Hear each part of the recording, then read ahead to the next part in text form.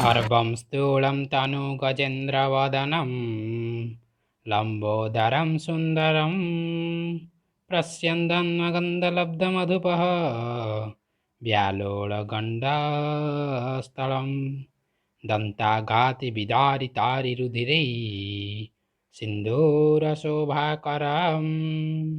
वन्दे शैलसुतासुतं गणपतिं सिद्धिप्रदम कामदम।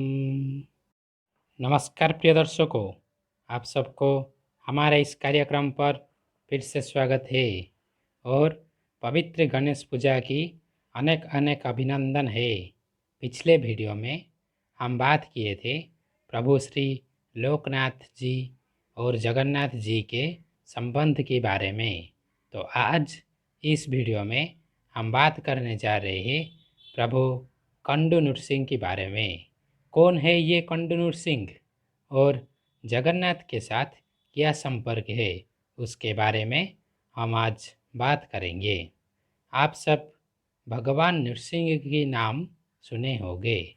अनेक नृसिंह हमारा यह भारतवर्ष में पूजित है।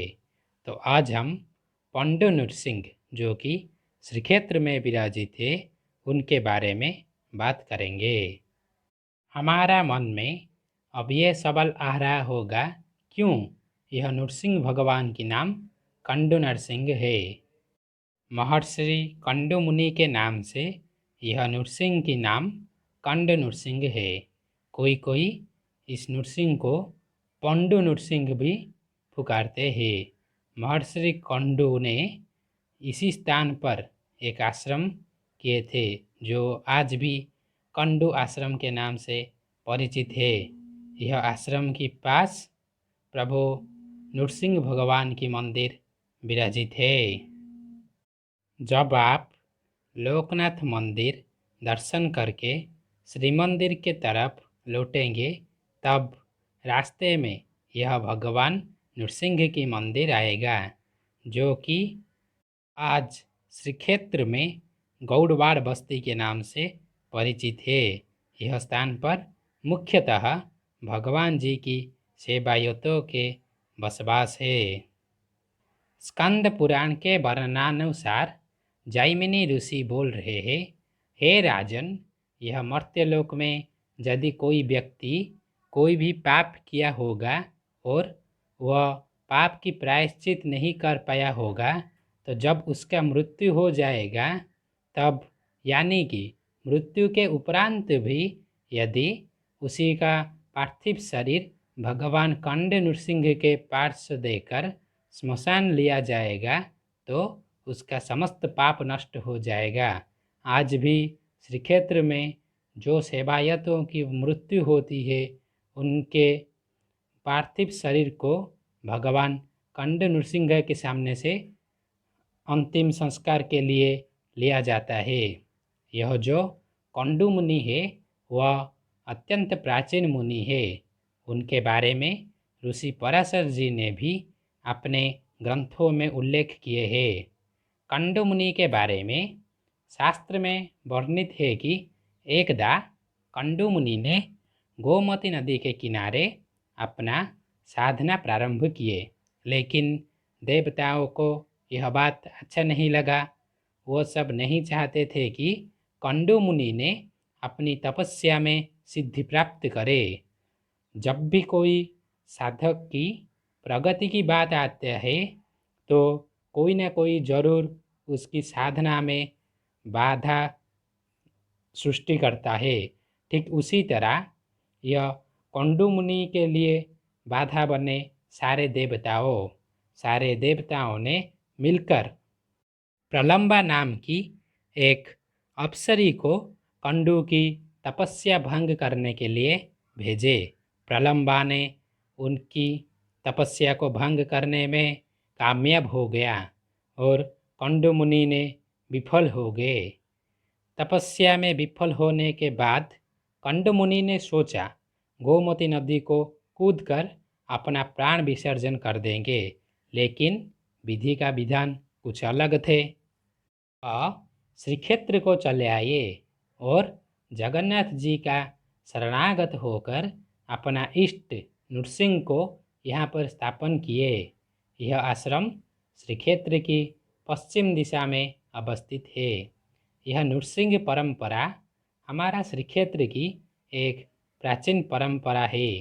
हमारे उत्कलीय कवि जयदेव ने लिखा है, तवाकार कमल वरेनाखम अद्भुता शृंगम दलिता हिरण्य कशिपुतानुभृङ्गं केशवधृता नरहरिरूप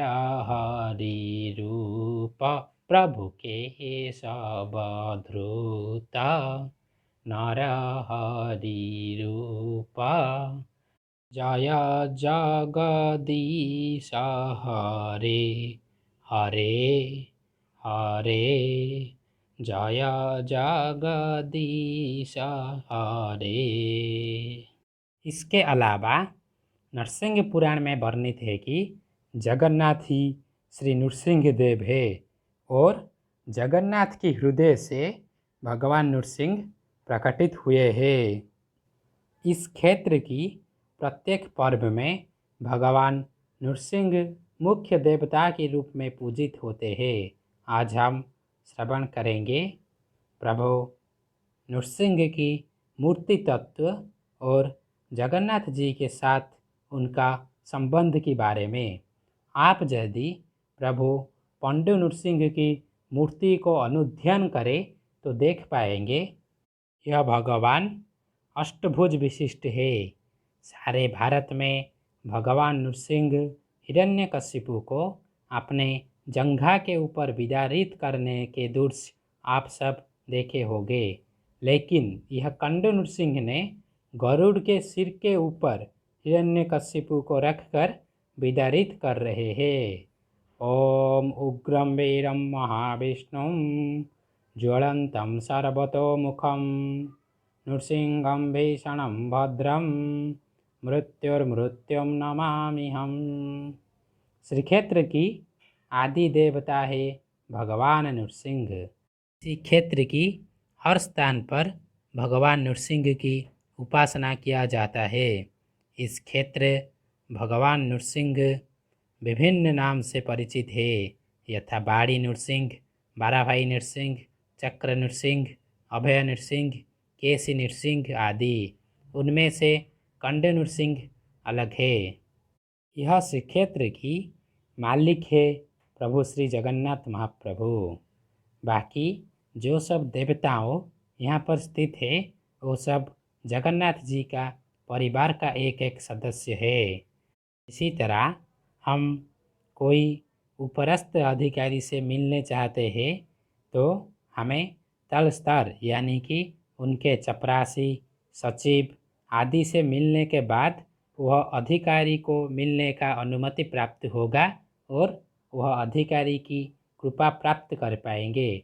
ठीक उसी प्रकार जब हम जगन्नाथ के पास जाने के चाहते हैं तो उनकी सपरिवार के सदस्य को दर्शन करने के बाद उनसे आशीर्वाद प्राप्त करने से बाद हमें प्रभु जगन्नाथ जी की सहज कृपा प्राप्त होगा।